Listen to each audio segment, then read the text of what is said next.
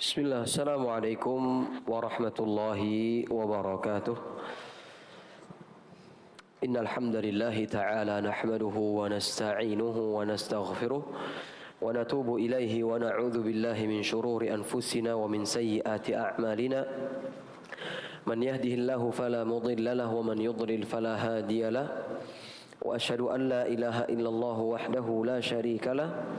وأشهد أن محمدا عبده ورسوله لا نبي ولا رسول بعده قال تعالى يا أيها الذين آمنوا اتقوا الله حق تقاته ولا تموتن إلا وأنتم مسلمون وقال تعالى يا أيها الناس اتقوا ربكم الذي خلقكم من نفس واحدة وخلق منها زوجها وبث منهما رجالا كثيرا ونساء واتقوا الله الذي تساءلون به والأرحام إن الله كان عليكم رقيبا وقال تعالى يا أيها الذين آمنوا اتقوا الله وقولوا قولا سديدا يصلح لكم أعمالكم ويغفر لكم ذنوبكم ومن يطع الله ورسوله فقد فاز فوزا عظيما أما بعد فإن أصدق الحديث كتاب الله وخير الهدي هدي محمد صلى الله عليه وسلم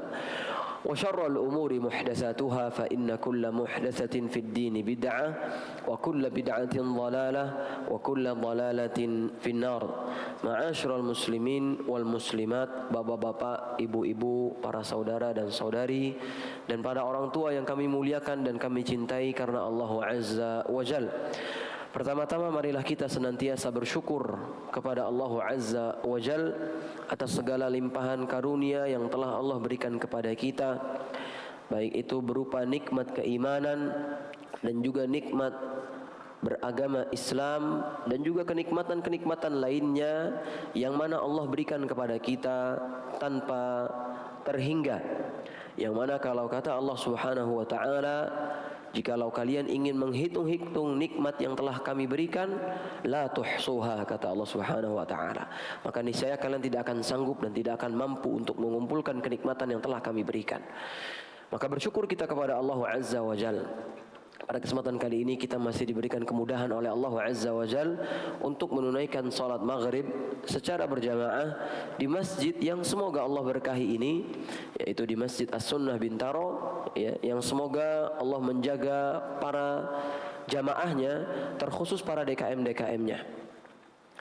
Kemudian jamaah sekalian rahimani wa rahimakumullah, bersyukur kita Allah masih memberikan taufik kepada kita untuk dapat duduk di majelis ilmu, yang mana dengan duduk di majelis ilmu ini niscaya Allah akan menjadikan kita mudah untuk menelusuri ataupun menuju kepada surga Allah Azza wa Jal, sebagaimana yang Rasulullah sallallahu alaihi wasallam sampaikan, man salaka tariqan yaltamisu fihi ilman sahhalallahu lahu bihi tariqan ilal jannah. Barang siapa yang menelusuri sebuah jalan yang di situ dia menuntut ilmu syar'i, maka niscaya Allah akan mudahkan baginya jalan untuk menuju surga Allah Azza wa Jal. Kemudian ketahuilah jamaah sekalian, di antara bentuk ataupun kenikmatan yang telah Allah berikan kepada kita tatkala kita duduk di majelis ilmu, sejatinya Allah menginginkan kebaikan untuk kita. Sebagaimana sabda Nabi Muhammad sallallahu alaihi wasallam, man yuridillahu bihi khairan yufaqihu fid din. Barang siapa yang Allah kehendaki baginya kebaikan, entah itu kebaikan di dunia ataupun kebaikan di akhirat, maka niscaya Allah akan jadikan dia paham terhadap agamanya.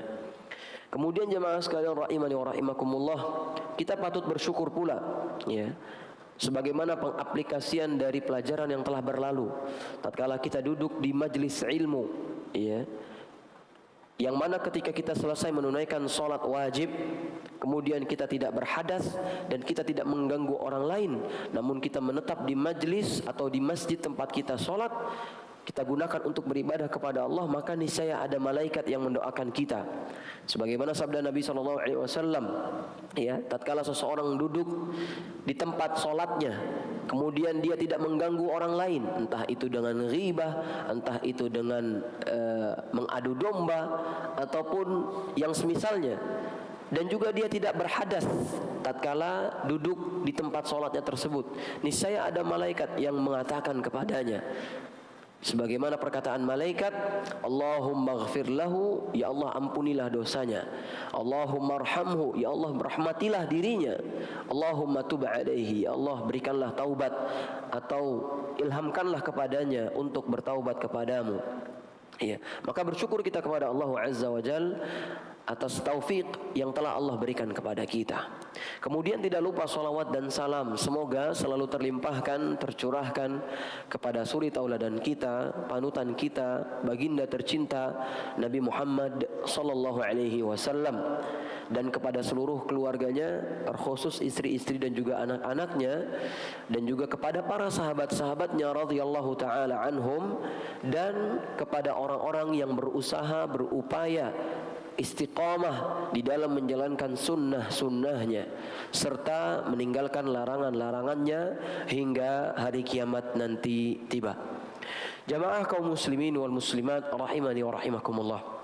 Pada pertemuan yang lalu sudah kita selesaikan bersama pembahasan dari sebuah kitab yang dikarang oleh guru kita, guru yang kita cintai karena Allah dan semoga Allah menjaganya, yaitu Al-Ustadz Dr. Firanda Andirja hafizahullahu taala, di dalam kitabnya Syarah Rinci Rukun Iman. Ya, pada pertemuan yang lalu sudah kita selesaikan tentang pembahasan rukun iman yang kedua, yaitu beriman kepada malaikat-malaikat Allah Azza wa Jal.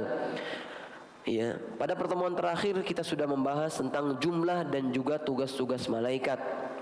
Ya, dan itu sudah kami jelaskan secara terperinci di pertemuan yang lalu yang mungkin bisa dilihat di rekaman ya di channel YouTube Masjid As-Sunnah Bintaro. Ya. Adapun sekarang jamaah sekalian rahimani wa rahimakumullah, kita akan masuk ke dalam pembahasan berikutnya, yaitu beriman kepada kitab-kitab Allah. Yang mana beriman kepada kitab-kitab Allah adalah rukun iman yang ketiga. Sebagaimana Nabi Muhammad sallallahu alaihi wasallam sebutkan tatkala Jibril alaihi salam menjelma menjadi seorang manusia. Tatkala itu beliau bertanya kepada Nabi Muhammad, "Ya Muhammad, akhbirni 'anil iman." Wahai Muhammad, kabarkan kepadaku apa itu iman. Kemudian Nabi sallallahu alaihi wasallam menjawab, "An tu'mina billah." Engkau beriman kepada Allah, wa malaikatihi, dan engkau beriman kepada malaikat-malaikatnya, wa kutubihi, dan juga kepada kitab-kitabnya, wa rusulihi, dan juga kepada rasul-rasulnya, wal yaumil akhir, dan engkau beriman kepada hari akhir, wa tu'mina bil qadari khairihi wa syarrih, dan engkau beriman kepada takdir Allah, entah itu yang baiknya ataupun yang buruknya. Maka jamaah sekalian rahimani wa rahimakumullah, kita akan masuk ke dalam pembahasan yang ketiga atau bab ketiga sebagaimana yang tercantum di buku di halaman 439 ya. Di sini beliau sebutkan bab 3, rukun ketiga, iman kepada kitab-kitab Allah Azza wa Jalla. Pendahuluan. A. Urgensi mempelajari iman kepada kitab-kitab Allah. Ya. Yang pertama kali beliau bahas adalah kenapa kita harus mempelajari beriman kepada Allah, beriman kepada kitab-kitab Allah Azza wa Jalla. Ya. Di sini beliau sebutkan iman kepada kitab-kitab Allah termasuk rukun iman yang merupakan akar atau pokok keimanan. Ya. Dan ini sebagaimana yang sudah dijelaskan ya, oleh para ulama, diantaranya beliau menyebutkan bahwasanya tatkala seseorang beragama itu ada keimanan, yang mana keimanan itu memiliki akar dan cabangnya, ya, yang mana seringkali Nabi Muhammad dan juga para ulama terdahulu itu seringkali mengibaratkan bahwasanya iman itu seperti pohon, yang mana pohon pasti terdiri darinya akar, pasti terdiri darinya batang, kemudian terdiri darinya ranting dan juga dedaunan hingga buah-buahnya. Nah, jamaah sekalian rahimani wa rahimakumullah, tatkala seseorang beriman kepada kitab Allah, maka sejatinya dia sedang memiliki atau mempunyai akar dari keimanan yang dia miliki. Apabila seseorang tidak beriman kepada kitab-kitab Allah, maka niscaya pohon dari keimanannya itu tidak akan pernah tumbuh ataupun kokoh, ya.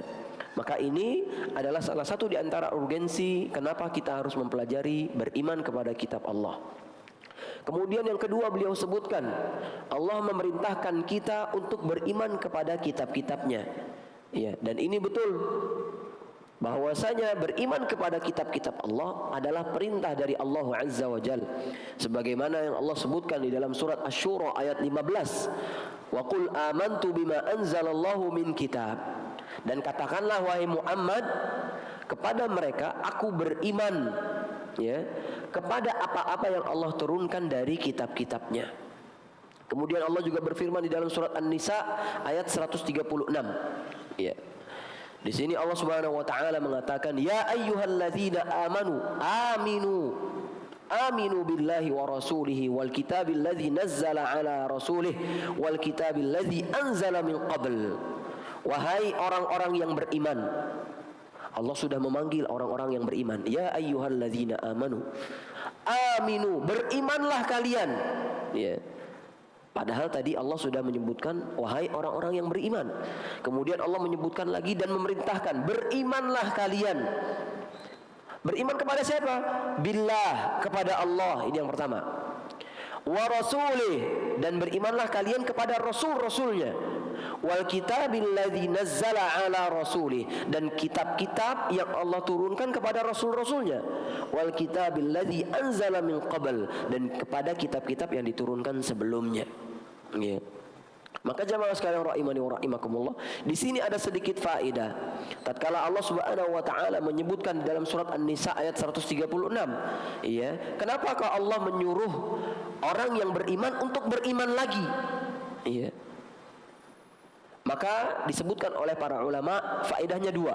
Yang pertama, maksudnya adalah tatkala Allah menyebutkan berimanlah kalian, orang yang beriman, berimanlah kalian, maksudnya adalah kokohlah kalian, istiqomahlah kalian di dalam keimanan tersebut.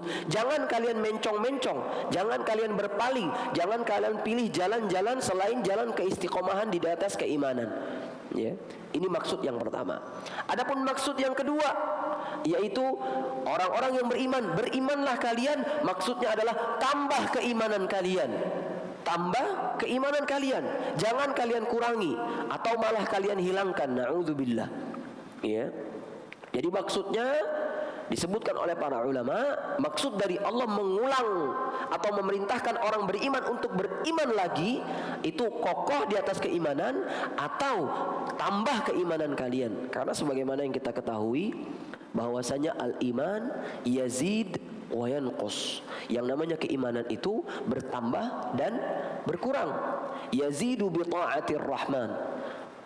Keimanan itu bertambah dengan taat kepada Ar-Rahman. Wa yanqusu bi ta'atis syaitan, dan akan berkurang tatkala seseorang mengikuti syaitan. Maka jemaah sekalian rahimani wa rahimakumullah, ya, kita sebagai orang yang beriman, kita nggak boleh naif, kita nggak boleh bias bahwasanya sampai kita mengatakan, oh enggak, saya sudah ngaji, saya pasti akan istiqomah terus. Enggak, belum jaminan. Betapa banyak Allah melencengkan seseorang yang mana tadinya dia adalah orang beriman, ya, namun ternyata Allah palingkan dia, ya, dikarenakan kemaksiatan yang dia lakukan. Namun banyak juga orang yang tadinya melenceng, ternyata di akhir hayatnya Allah berikan taubat untuknya, hingga akhirnya Allah berikan kepadanya husnul khatimah. Maka betul sebagaimana sabda Nabi SAW tatkala beliau ditanya, qulli fil Islam, wahai Rasulullah, katakan kepadaku, la as'alu anhu ahadan ghairak, yang mana aku gak bakalan bertanya dengan pertanyaan ini kecuali kepadamu. Ya. Kemudian Nabi SAW menjawab apa? Qul amantu billah thumma istaqim. Wahai saudaraku, wahai sahabat, katakanlah aku beriman kepada Allah dan istiqomahlah. Ya.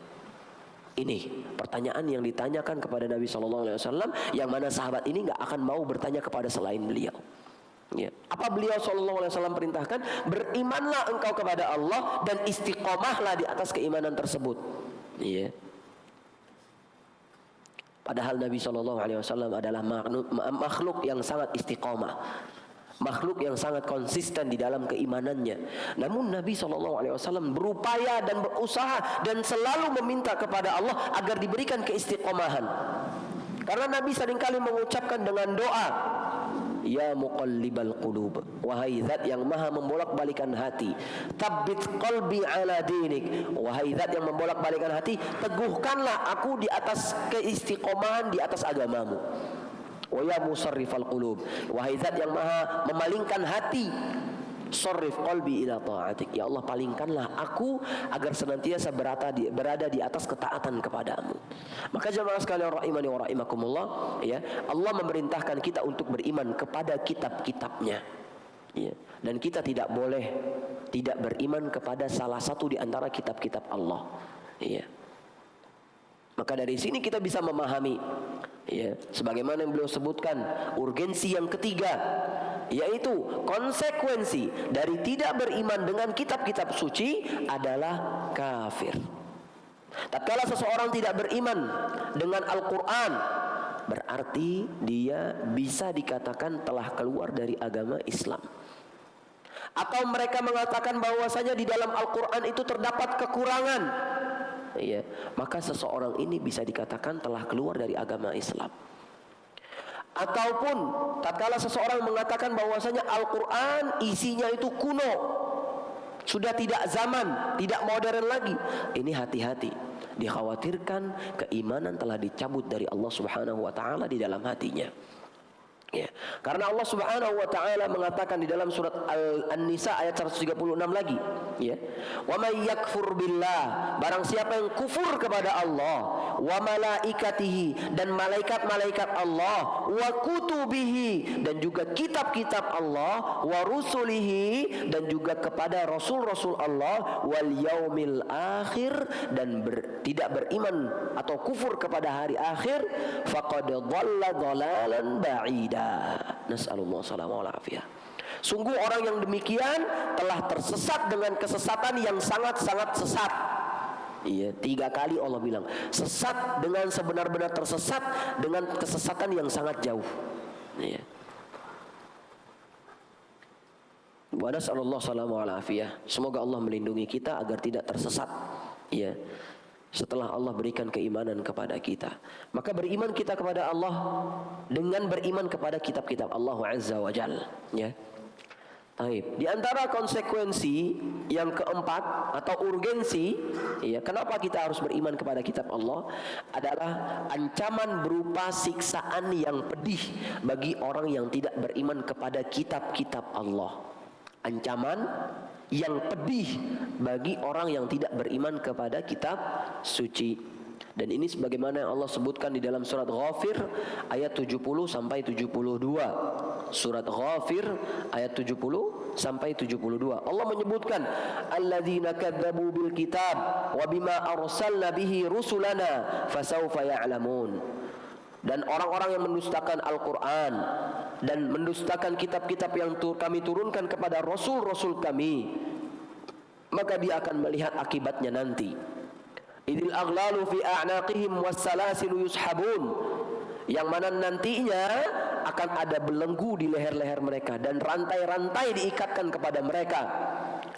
Fil hamimi thumma fin nari yusjarun, yang mana nanti dengan belenggu tadi, dengan rantai-rantai tadi, mereka akan digeret, ditarik sama Allah Subhanahu wa taala ke dalam air yang sangat panas, kemudian Allah cemplungkan mereka, Allah masukkan mereka ke dalam api neraka Jahannam. Nas'alullah salamah wal afiyah.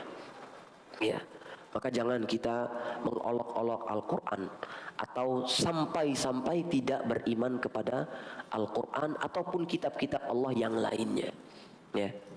Maka ini adalah salah satu ataupun 4 dari urgensi kenapa kita harus beriman kepada kitab Allah Azza wa Jal. Namun perlu kita ketahui jamaah sekalian rahimani wa rahimakumullah, ya.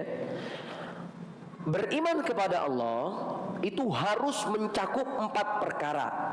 Beriman kepada Allah harus mencakup kepada 4 perkara, harus terdiri di dalamnya 4 perkara. Kalau ada seseorang tidak memiliki 4 perkara ini, maka dia bisa dikatakan tidak beriman kepada kitab-kitab Allah. Yang pertama, tatkala seseorang ingin dikatakan beriman kepada kitab-kitab Allah, yang pertama dia harus mengimani bahwasanya kitab-kitab tersebut itu betul-betul turun dari Allah Subhanahu wa taala.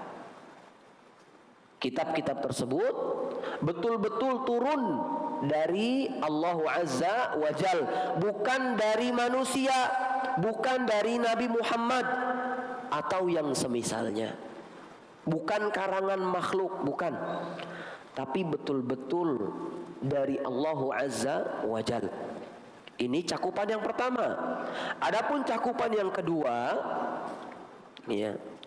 yaitu mengimani nama-nama kitab yang telah Allah paparkan. Sebagaimana kita mengimani bahwasanya Al-Quran itu diturunkan kepada Nabi siapa?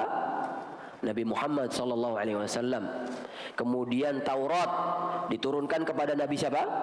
Nabi Musa alaihi salam. Kemudian Injil diturunkan kepada Nabi siapa? Nabi Isa alaihi salam. Dan juga Zabur yang diturunkan kepada siapa? Nabi Daud alaihi salam. Adapun selain dari itu, maka masih banyak lagi. Namun yang datang kepada kita tentang ilmunya yaitu 4 kitab tadi. Meskipun ada penjelasan nanti di dalam Al-Quran, Suhufi Ibrahim, suhuf atau lembaran-lembarannya Ibrahim. Maka kita harus betul-betul meyakini bahwasanya yang demikian adalah betul-betul kitab Allah, bukan kitab karangan mereka pribadi, bukan karangan Nabi Muhammad, bukan karangan Nabi Ibrahim, bukan karangan Nabi Musa, Nabi Daud, Nabi Isa dan yang semisalnya, bukan. Tapi betul-betul itu semua karangan atau punya Allah, firman Allah Subhanahu wa taala. Adapun yang ketiga adalah at-tasdiq atau membenarkan beritanya, membenarkan apa yang Allah turunkan tersebut, bahwasanya yang Allah turunkan dari Al-Quran itu betul, nggak ada tipu-tipu, nggak ada karang-karangan, nggak ada permainan di situ. Tapi betul-betul kita yakini dan kita benarkan bahwasanya apa yang datang dari Allah kepada para nabi-nabinya, khususnya kepada Nabi Muhammad, itu betul-betul berita yang Allah datangkan. Tidak ada perubahan, tidak juga ada tambahan. Adapun yang keempat, yaitu mengamalkan hukum-hukumnya dan ridha dan tunduk terhadapnya, baik kita mengetahui hikmahnya atau tidak. Yang keempat, mengamalkan apa yang diturunkan dari Allah Azza wa Jal, kemudian kita ridha, tunduk, tidak negosiasi, nggak pilih-pilih. Oh ini cocok sama saya, oh ini nggak cocok saya buang, cocok saya ambil. Nggak boleh. Tapi betul-betul kita amalkan seutuhnya, baik kita tahu hikmahnya atau tidak tahu. Selagi itu datang dari firman Allah, dari kitab-kitab Allah, maka harus kita amalkan, nggak boleh kita pilah-pilih. Tatkala terkumpul 4 perkara ini, maka seseorang bisa dikatakan beriman kepada kitab-kitab Allah. Dan ini disebutkan oleh Asy-Syaikh Muhammad ibn Shalih Al-Utsaimin rahimahullahu taala di dalam kitabnya Syarah lil Ushulil Iman. Syarah tentang usul-usul atau dasar-dasar keimanan. Beliau sebutkan ketika seseorang ingin beriman kepada kitab Allah, maka harus ada 4 perkara. Yang pertama apa? Beriman bahwasanya itu betul-betul turun dari Allah. Yang kedua, mengimani nama-namanya. Yang ketiga, meyakini atau membenarkan at-tasdiq Dan yang keempat, mengamalkan apa yang turun dari Allah Subhanahu wa taala tersebut. Ya. Baik. Jamaah sekalian rahimani wa rahimakumullah. Ya. Kemudian lanjut kita kepada pembahasan kitab. Ya. Beliau hafizahullah ta'ala menyebutkan, tadi yang pertama, yang A itu urgensi. Adapun yang kedua, B, yaitu hikmah dari diturunkannya kitab-kitab Allah. Hikmahnya apa? Di sini beliau sebutkan, di antara hikmah-hikmah Allah menurunkan kitab-kitabnya adalah satu, diturunkannya kitab Allah adalah bentuk kasih sayang Allah kepada hambanya. Bentuk kasih sayang Allah kepada hambanya, ya. Karena cuma Allah yang tahu apa yang terbaik untuk hambanya dan apa yang buruk untuk hambanya, ya. Sebagaimana yang Allah sebutkan di dalam surat Al-Baqarah, ya. Surat Al-Baqarah ayat wallahu ya'lamu wa antum la ta'lamun. Surat Al-Baqarah ayat 216. Allah menyebutkan, kutiba alaikumul qitalu wa huwa kurhul lakum. Telah diwajibkan atas kalian berjihad, padahal itu kalian benci. Syahidnya di sini. Wa asa an takrahu syai'an wa huwa khairul lakum.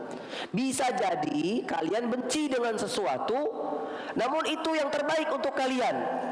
Wa asa an tuhibbu syai'an wa huwa syarrul lakum. Bisa jadi kalian suka sama sesuatu, tapi padahal itu buruk untuk kalian.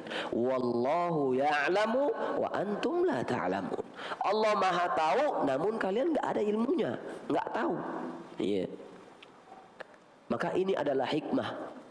Kenapa kok Allah turunkan Taurat, Allah turunkan Zabur, Allah turunkan Injil, Allah turunkan Al-Quran, ya, supaya seseorang itu bisa menjalani kehidupannya dengan pedoman ilahi, ya.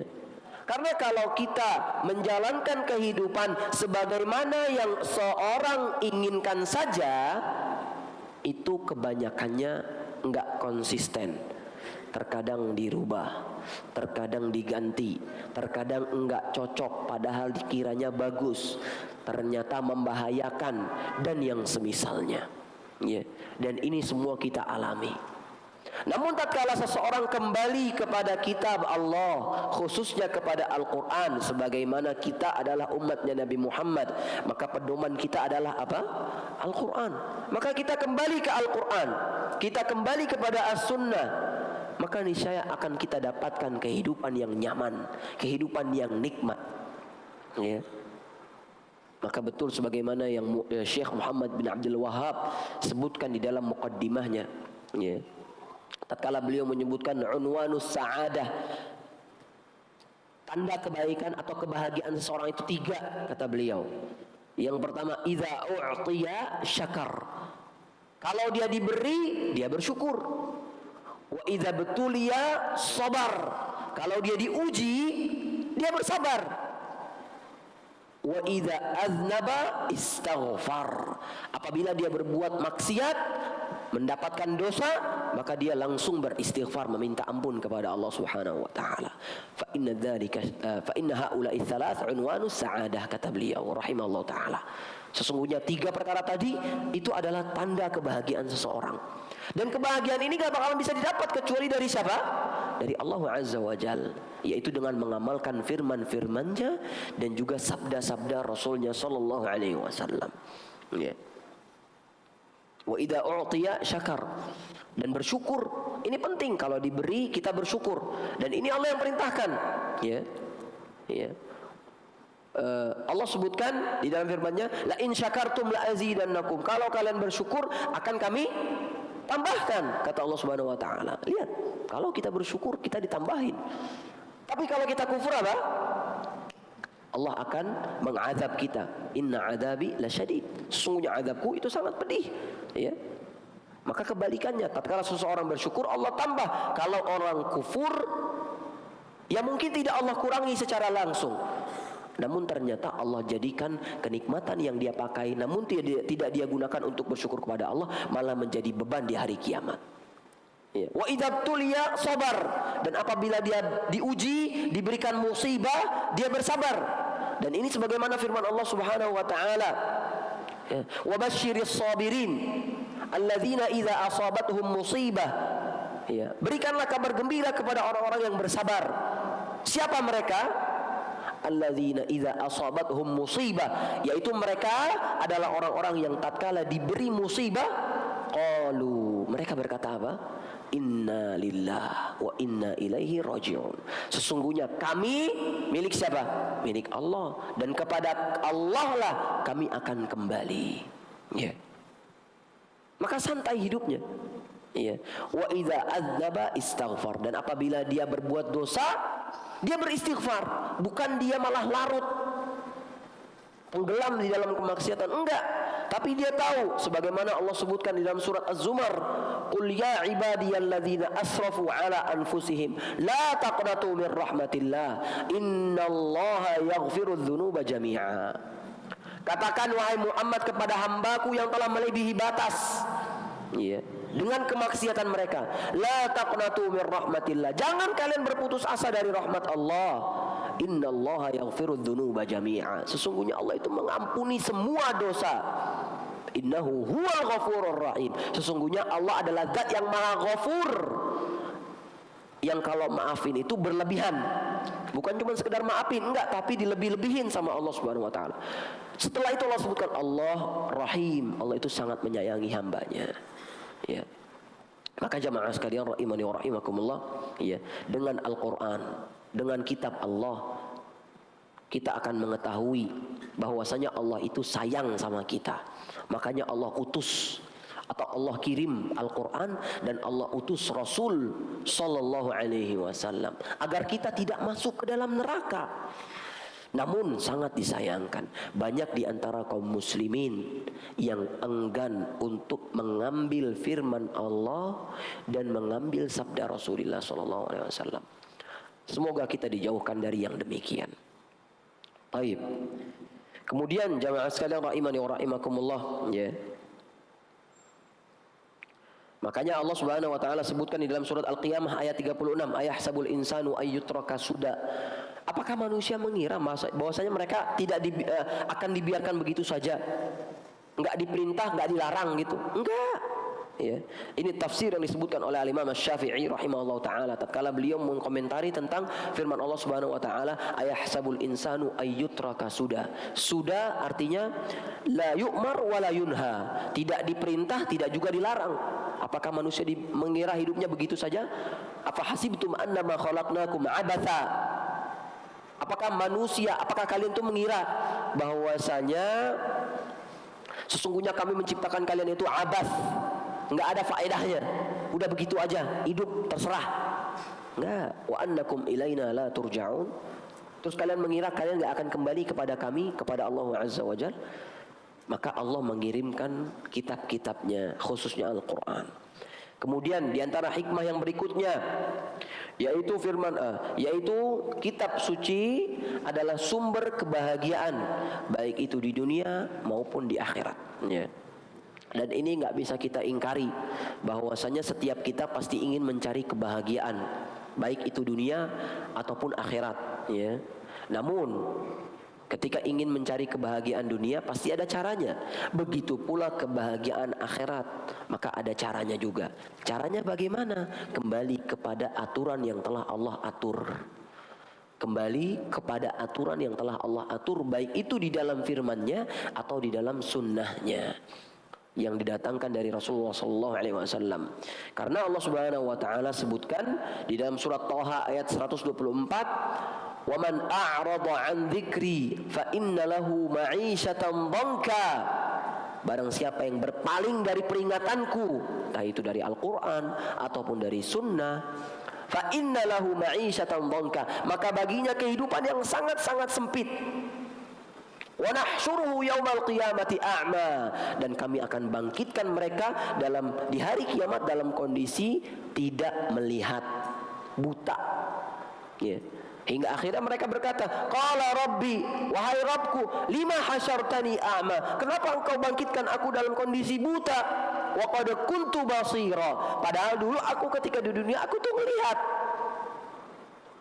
Namun apa jawaban Allah? Qala kadzalika atatka ayatuna, yaitu demikian, karena kalian sudah didatangkan kepada kalian firman Allah, ayat-ayat kami sudah kami turunkan, sudah kami sampaikan. Fanasitaha, namun kalian lupakan. Wa kadzalikal yauma tunsa, dan demikianlah hari ini kalian juga akan dilupakan.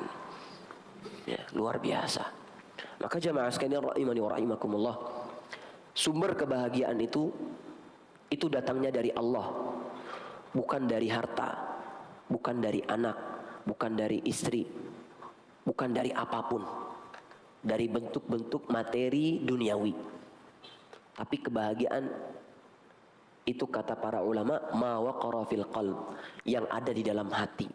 Karena banyak orang kaya tapi hidupnya nggak bahagia.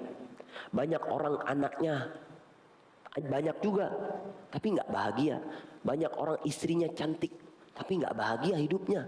Bentar-bentar berantem, bentar-bentar begini begitu, begini begitu. Ya. Maka kita harus sadar dan kita harus menyadari bahwasanya kebahagiaan itu Allah yang kasih. Dan Allah tidak akan memberikan kebahagiaan kepada hamba yang berpaling dari kitabnya ataupun dari sabda Nabi Muhammad SAW. Ya. Dan juga firman Allah Subhanahu wa taala, ya. Allah menyebutkan di dalam surat Al-Isra ayat 82, "Wa nunazzilu minal Qur'ani ma huwa shifaa wa rahmatul lil mu'minin wa la yazidu adh-dhalimina illa khasara." Ya, dan telah kami turunkan dalam Al-Qur'an, yang mana Al-Qur'an ini merupakan obat dan rahmat bagi orang-orang yang beriman, dan tidaklah menambah bagi orang-orang yang zalim melainkan kesengsaraan. Ya, betul. Ya. Di antara bentuk kebahagiaan kita adalah kita hidup sehat. Coba kalau kita hidup sakit bertahun-tahun, kira-kira kita bahagia? Secara manusiawi tidak bahagia. Ya. Namun di antara hikmah yang Allah turunkan adalah Al-Quran itu sebagai obat. Ya.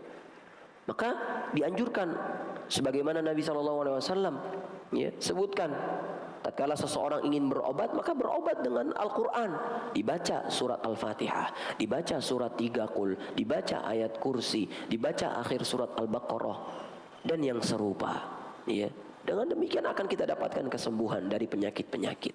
Ya. Bukan malah datang ke dukun, datang ke mantri yang mereka pakai sihir dan yang semisalnya. Ini nggak bisa seperti itu.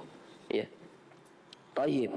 Ini diantara hikmah diturunkannya kitab-kitab Allah. Kemudian, ya, yang ketiga adalah hikmahnya Al-Quran dijadikan sebagai hujjah dan pemutus argumentasi antara manusia di hadapan Allah nanti. Ya. Ini hikmah kenapa Allah turunkan Al-Quran.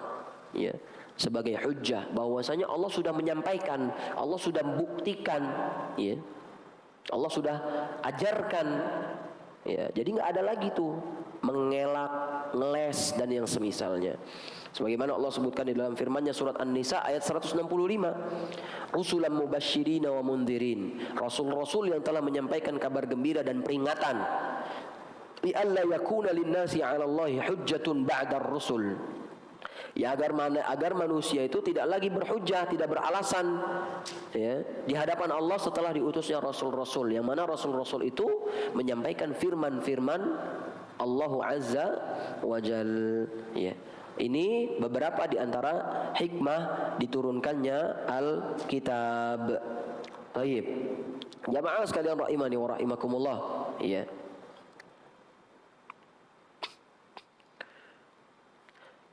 Kemudian diantara, ya, faedah yang bisa kita dapatkan dari beriman kepada Allah, beriman kepada kitab-kitab Allah Subhanahu wa taala, ya, yaitu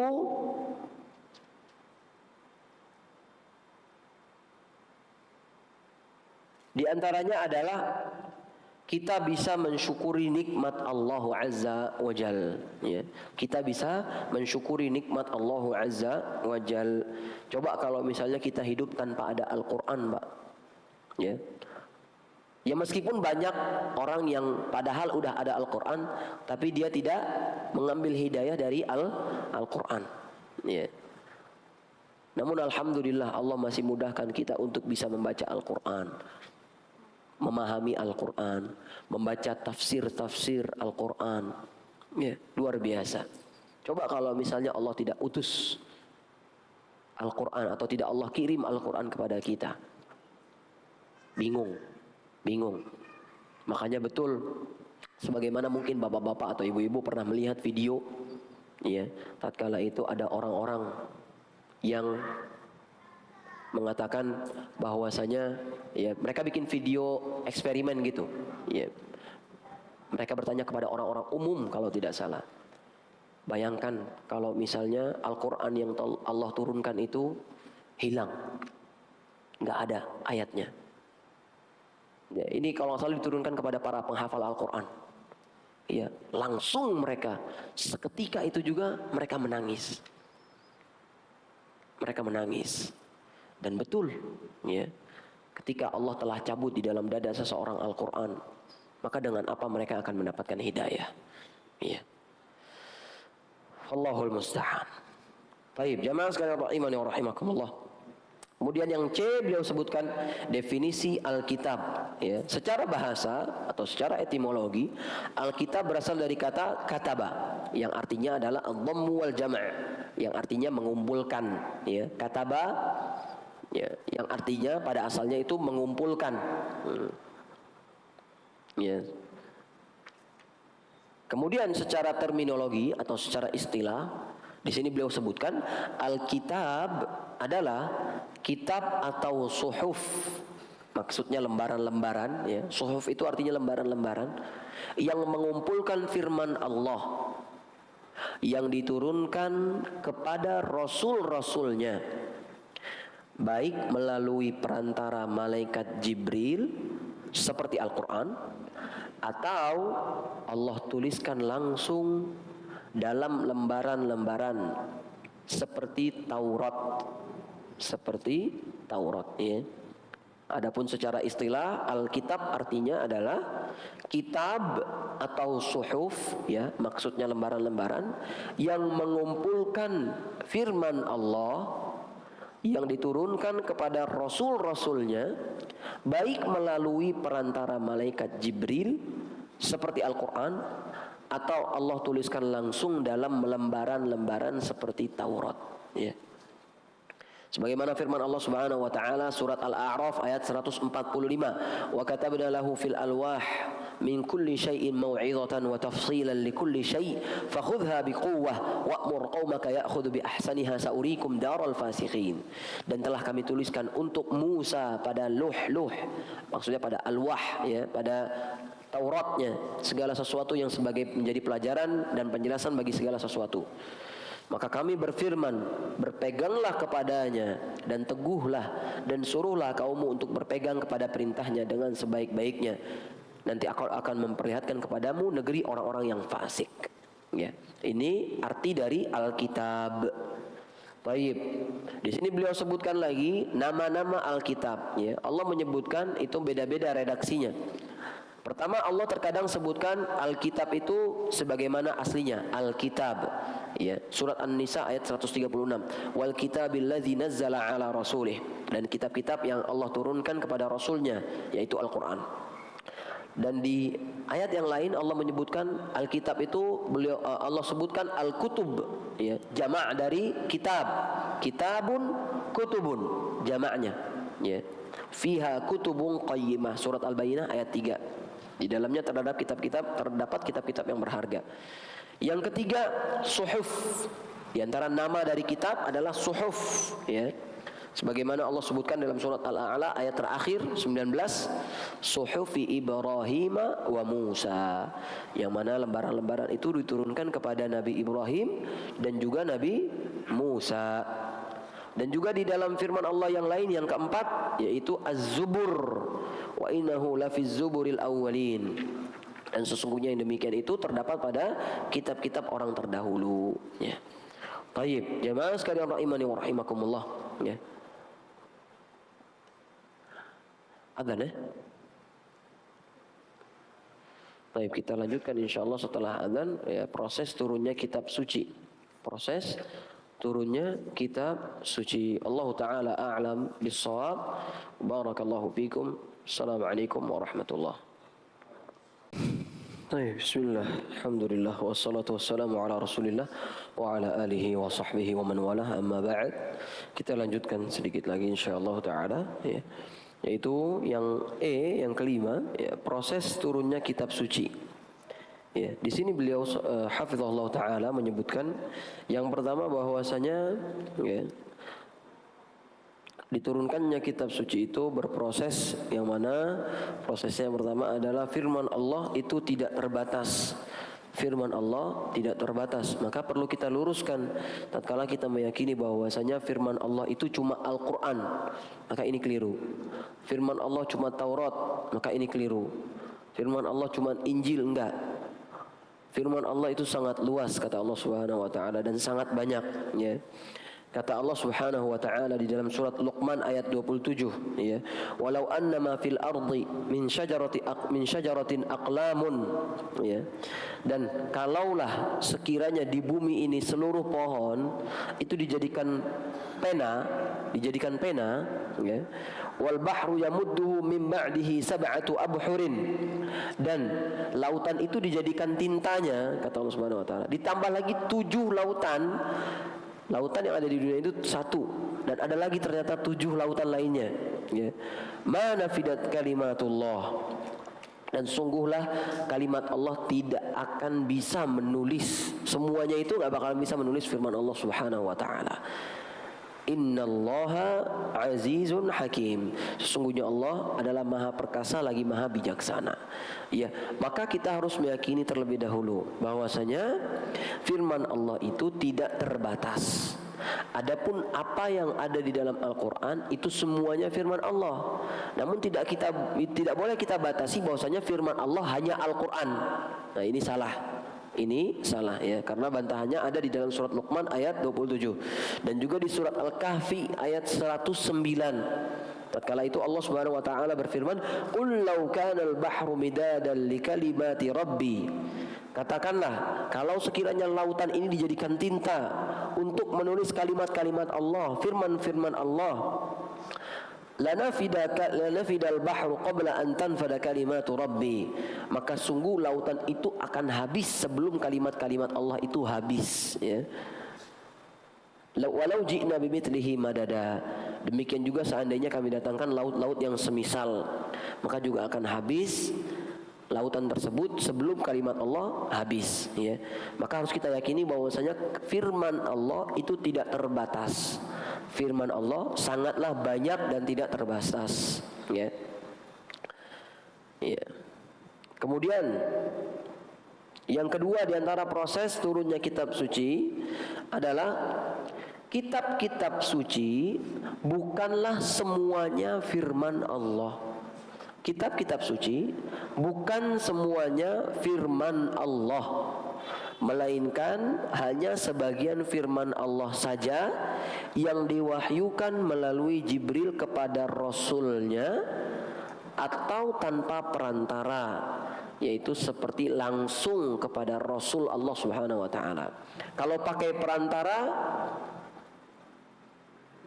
diantaranya adalah apa?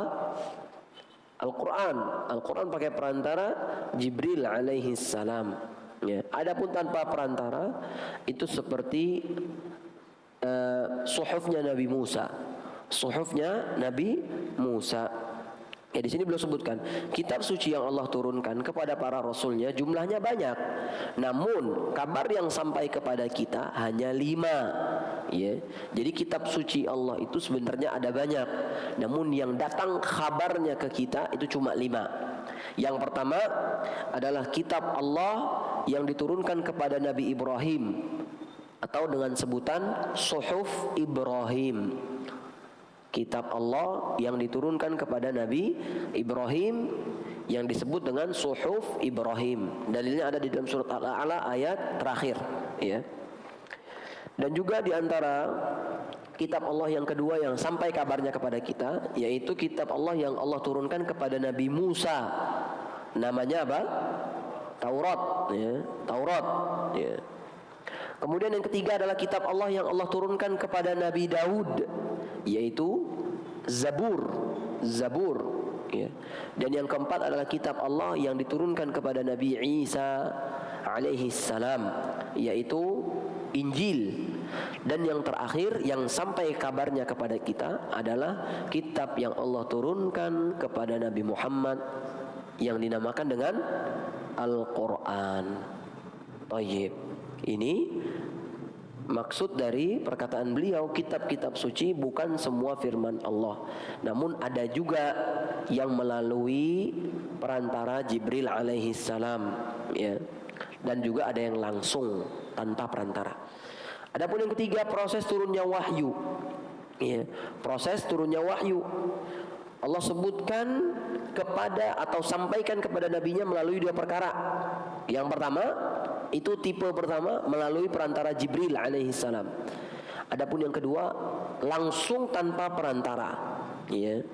Dalilnya firman Allah Subhanahu wa taala, ya.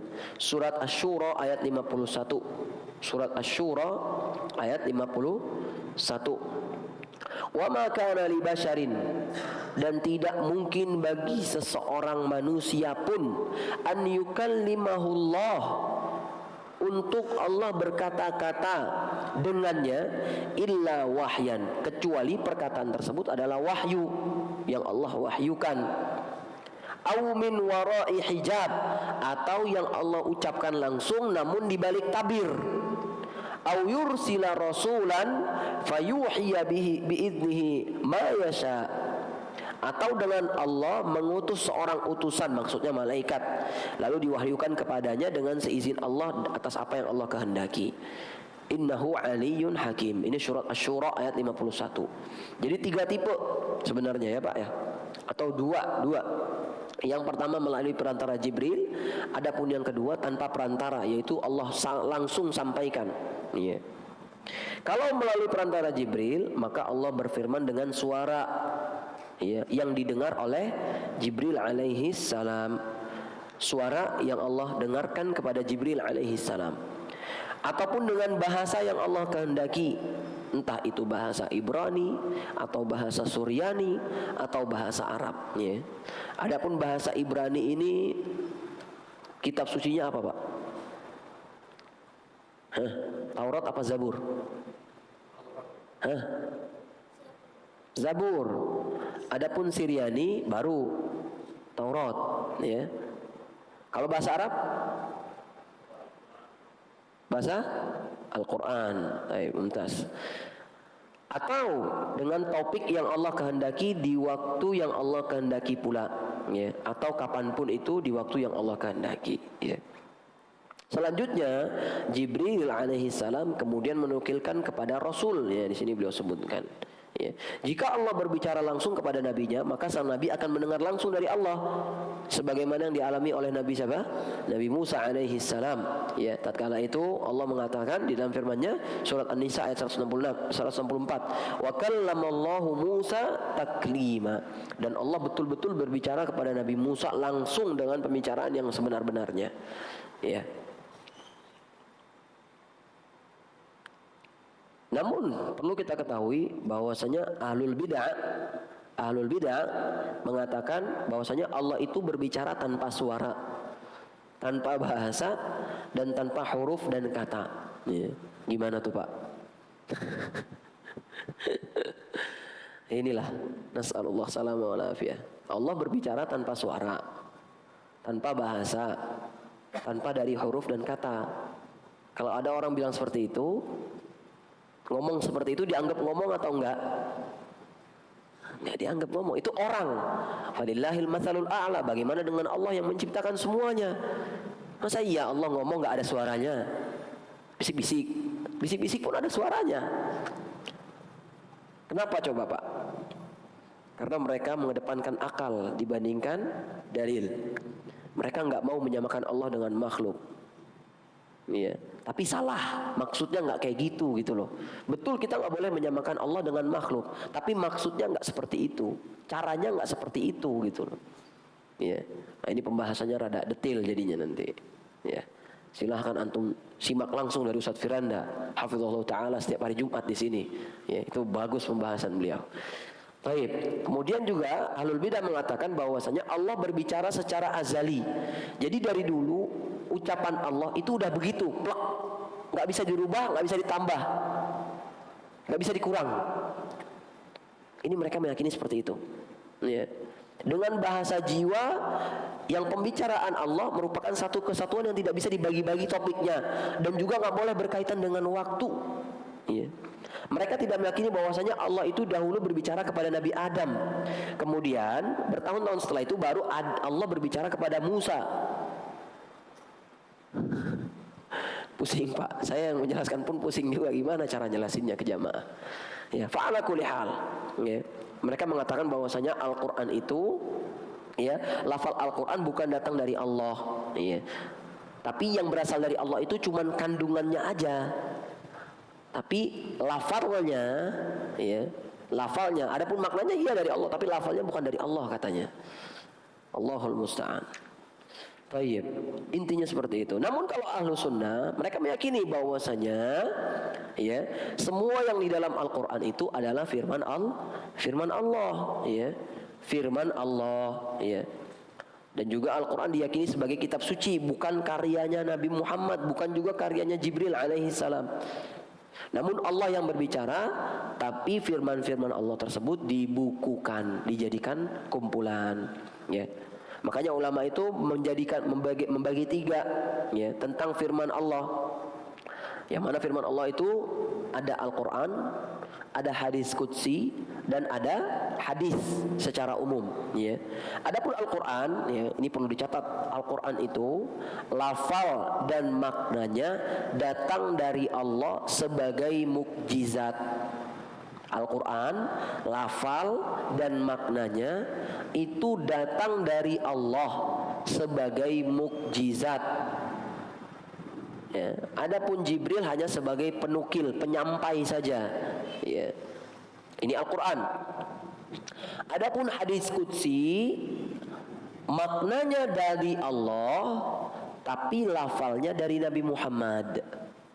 Maknanya dari Allah, tapi lafalnya dari Nabi Muhammad sallallahu alaihi wasallam, ya.